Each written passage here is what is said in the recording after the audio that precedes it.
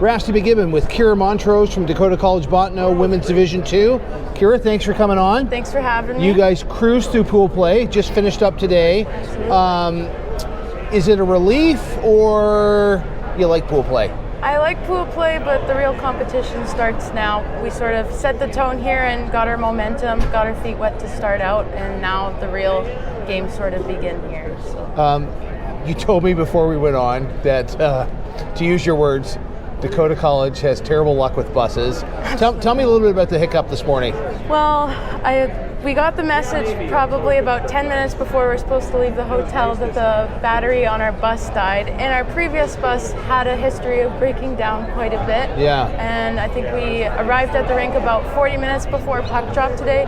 But I honestly think it worked out quite well in our favor. We got focused and serious right away, and it almost set the other team off a little bit off their game. So. Excellent display of sportsmanship. You guys put Navy out of the tournament last year, but they sent their bus over to pick you up. Like how you know, the ACHA is really a family. It is, right? I mean, sure. even though there's it's kind of like fighting with your brother or your sister, right? It's a family. How special is it, that display of sportsmanship? I enjoy the close-knit community that hockey really has, and they were kind, and like one of my teammates said this morning, people helping people is really good to see, and very kind of them to help us out there. So it was very much appreciated for them, and their bus driver was super kind to come and pick us up, and it was very much appreciated. You know, the road to get your name on this cup right here likely goes through one of your rivals, Assiniboine Community College. You have played them this year. Tell me a little bit about how that went and how you feel you match up with them well. I feel like we can match up with them very well. I know we can beat them. We've beat them before this season. We just got to come in fast, get in their heads right away, get the first goal, set the tone right out of the gate. Because if you put a puck past them, their goalies get a bit freaked out, and then you see their body language change immediately. So we just have to set the tone and play our game and not play into their game. For a young woman that grows up on almost as far west as you can go in Canada, out on, they call it Heaven's Waiting Room, Vancouver Island, how did you, first of all, find out about hockey after high school, and then tell me about the road from Nanaimo to Dakota College? Well, I had the opportunity to get to play for Delta Hockey Academy, which is a very, very prestigious hockey academy, and my coach Owen down there, he helped me quite a bit finding places to go. The year after high school, I played for Trinity Western as they were in their transition to U Sport. And then the pandemic hit, but my friend Cameron, who played for Delta, who's a year younger than me, messaged the Great Falls coach, and their program sort of failed out. They couldn't have the opportunity during the pandemic. So I was sending out emails, and my coach, Reed Laux, he gave me a call.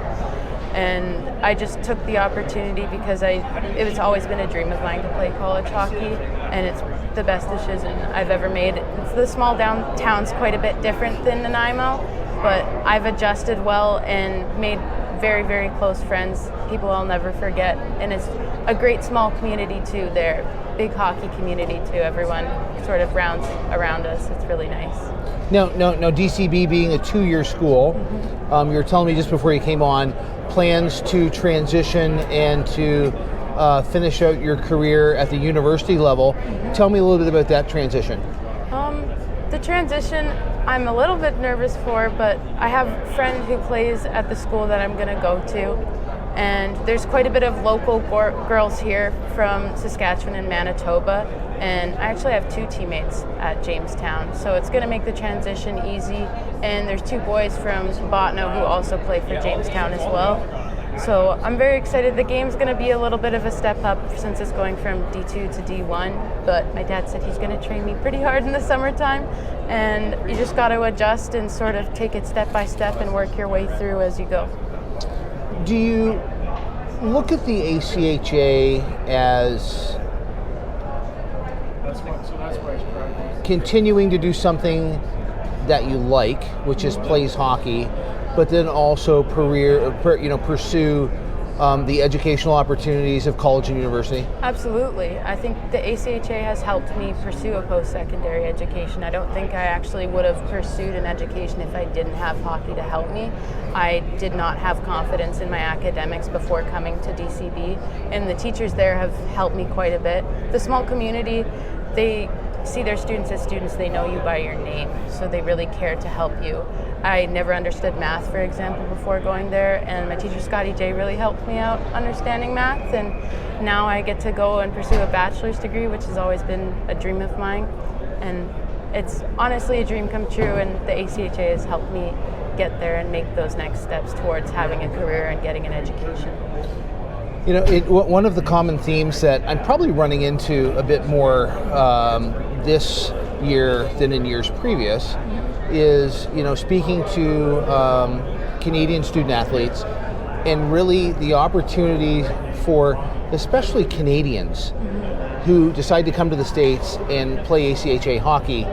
And there's really nothing like it in Canada. Is that a statement you'd agree with? Yeah, absolutely. You don't really have any sort of leagues that you can jump into. It's all youth sport pretty much up there, and maybe one or two smaller leagues, but that's more for men. For women's hockey, there's not a lot of opportunity other than youth sport to go and play. And to have the ACHA growing at such a rapid pace, especially in North Dakota and Minnesota, it's been a huge opportunity because you don't see that a lot in Alberta or British Columbia, Saskatchewan, anything like that. So yeah, the ACHA is creating many opportunities for many girls getting to pursue their dreams and elongate their hockey career. Tell me about the level of excitement that you see in some of the ladies on your team that have not been to the national tournament previously. There's nothing like nationals. We always said all year long, you're never going to be able to replicate it. You're never going to understand the feeling until you get here. I mean, nationals has been my favorite part about coming to college. Last year was in St. Louis, and it was unreal. It was great energy in the rinks, and you see it all around us here today too. Every single game, every goal is different, all the hype that you feel, it's just another level. Playoff hockey is such different hockey, you never know what could happen. Every game's a wild card game pretty much, right? So yeah, it is. It's awesome. And the girls who need to step up have been stepping up. We've had, I think, 2 or 3 first goals too. So everyone's stepping up for playoffs, and it's been awesome. Good. Well, Kirra, thanks so much for your time. Yeah, thank you for having me. And best of luck through the rest of the playoffs. Thank you so much. And, it's nice to meet you. and we hope you get the bus going. Thank you so much. This is Kirra Montrose from Dakota College Bottineau, Women's Division II.